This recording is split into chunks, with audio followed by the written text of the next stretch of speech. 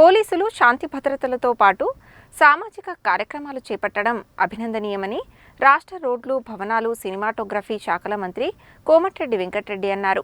యువతకు ఉపయోగపడేలా జాబ్ మేళా వంటి మంచి కార్యక్రమాన్ని ఏర్పాటు చేశారంటూ పోలీస్ శాఖను అభినందించారు.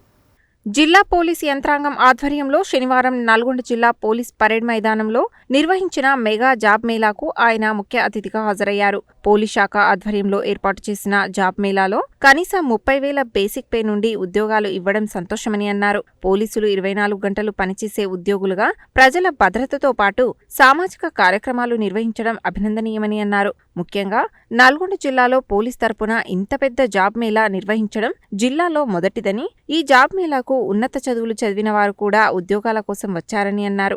జిల్లా యంత్రాంగం ఆధ్వర్యంలో మరో జాబ్ మేళాను త్వరలోనే నల్గొండలో ఏర్పాటు చేస్తామన్నారు.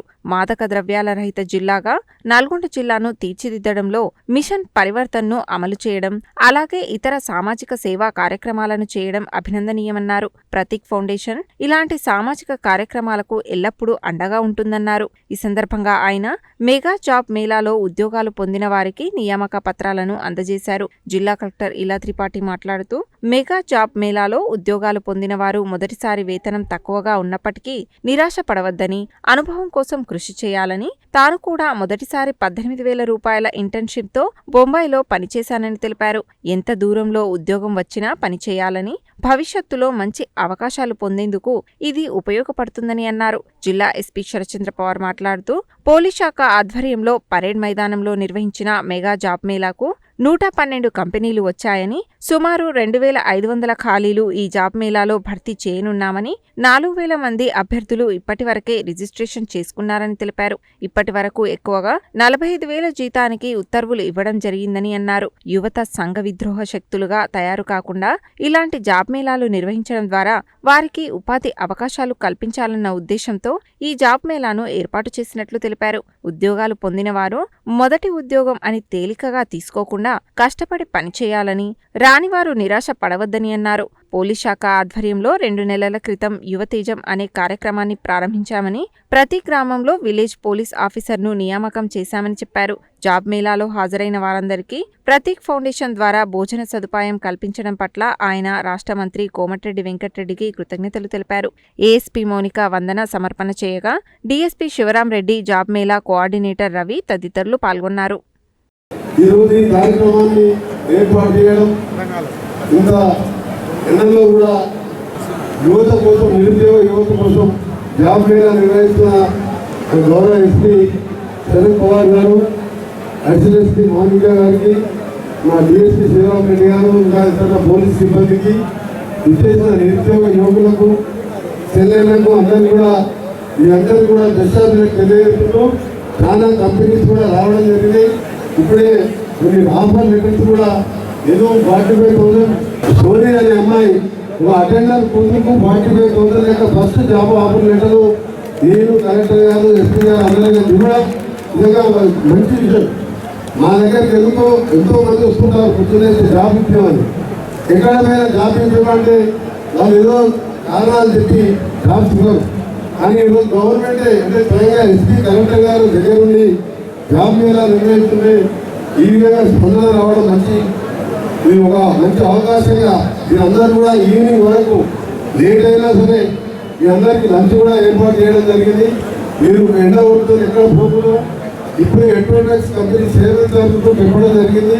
ముఖ్యంగా ఇక్కడ బీఫార్మసీ, ఎంఆర్ఎస్సీ చేసిన వాళ్ళు అందరూ ఉండండి.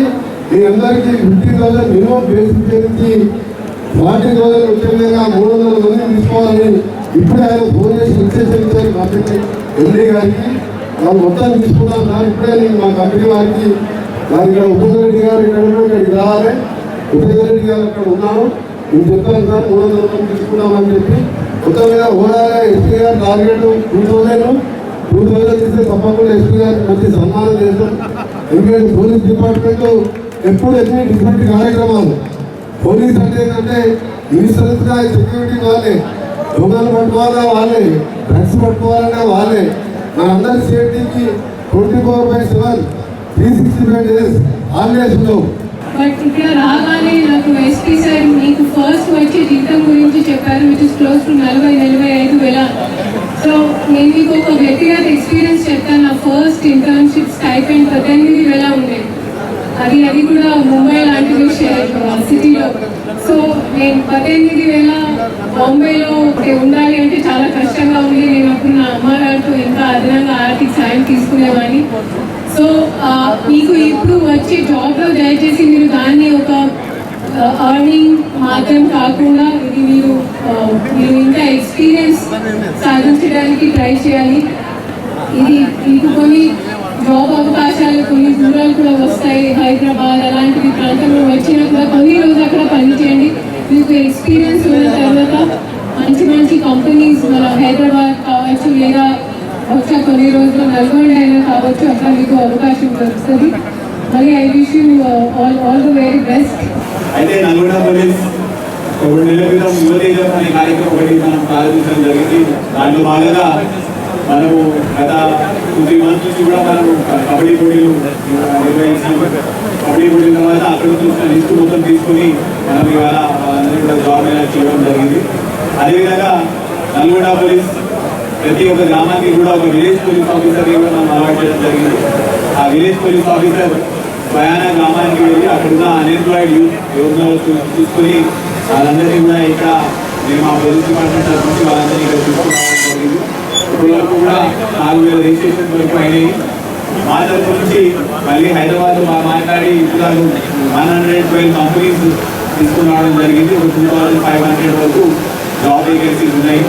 ఇప్పుడు దాకా అయిన రిజిస్ట్రేషన్తో కూడా హైయెస్ట్ ప్యాకేజ్ 45,000. ఇప్పుడు దాకా 16 మంది కూడా 4,000 కూడా మనం జాబ్ ఇక్కడ ఇవ్వడం జరిగింది.